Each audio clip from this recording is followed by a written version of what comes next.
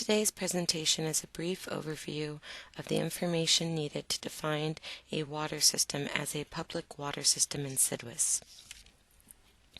So let's go ahead and talk about what qualifies as a public water system in SDWIS.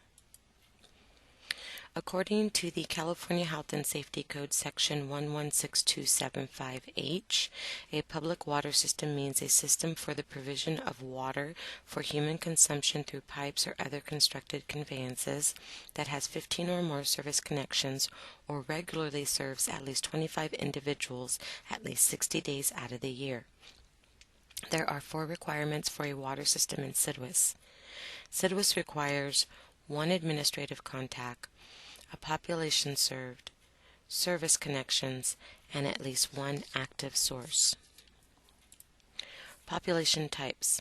In order to understand the population types in SDWIS, we must first talk about the water system categories. For a public water system, there are 2 categories. There is the community water system and non-community water system. A community water system means a public water system that serves at least 15 service connections used by year-long residents or regularly serves at least 25 year-long residents of the area served by the system. Non-community water system means a public water system that is not a community water system, and there are 2 types of non-community water systems. Non-transient, non-community water system means a public water system that is not a community water system and that regularly serves at least 25 of the same persons over 6 months per year. Transient non-community water system means a non-community water system that does not regularly serve at least 25 of the same persons over 6 months per year. Let's go ahead and review these types again. Community water system is defined as a water system that serves at least 15 service connections used by year-long residents or regularly serves at least 25 year-long residents. An example of this could be multifamily housing complexes, mobile home parks, colleges. An example of this population type in SDWIS would be residential. Non-transient, non-community water system is defined as a public water system that regularly supplies water to at least 25 of the same people at least 6 months per year, but not year-round. Examples of this would be a school, an office building, hospital. An example of this population type in SDWIS would be non-transient. Transient non-community water system is defined as a public water system that provides water in a place such as a gas station or campground where people do not remain for long periods of time. Examples of this would be a church, a campground, gas station, motels. An example of this population type in SDWIS would be transient. Again, all water systems in SDWIS require 1 administrative contact. And all water systems in SDWIS require at least 1 active source. The following are considered sources in SDWIS.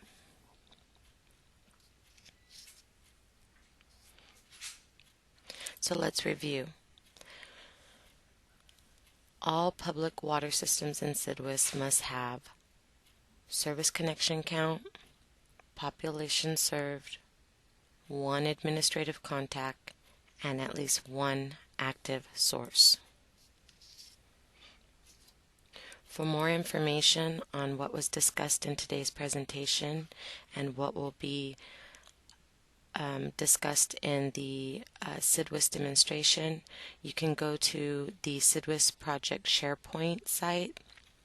Here is the link to our SharePoint, and these are the documents that we used for today's demonstration and presentation.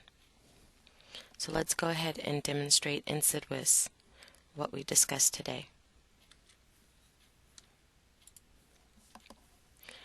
So from the SDWIS main menu, we would go under Inventory, Modify Water System, and enter our water system number.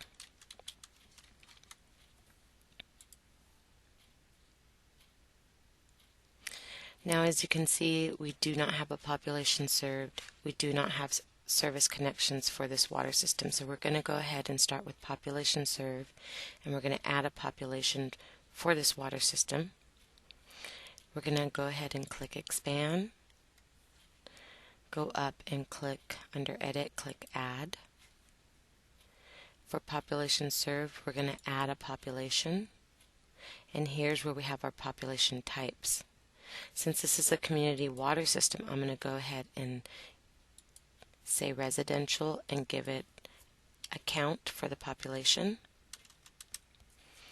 Then I'm going to select OK. And to get out of this screen, there's my population served. I'll select OK again. And then to back out of this screen, I'm going to go up to File, Exit. And there's our population served. For service connection, I'm going to do the same thing. Click Expand. Go up to Edit. Click Add. Go over to the number of service connections.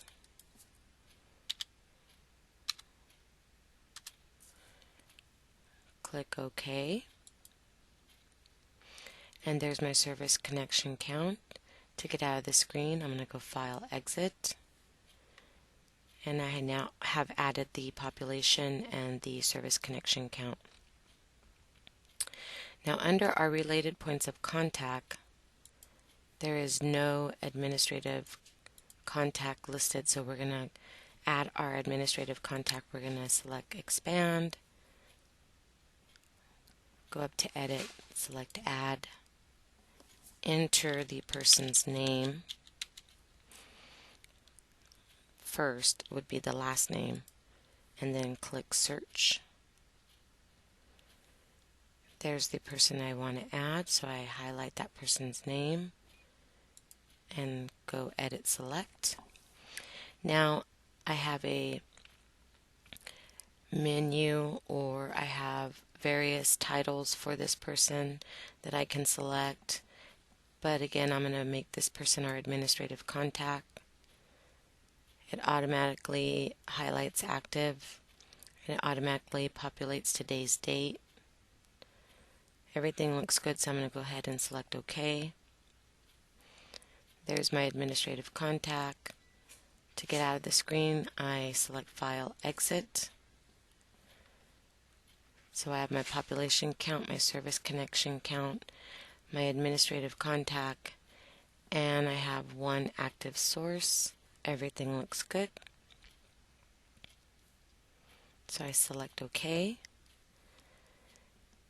And now my federal type says it's a community water system, which is correct.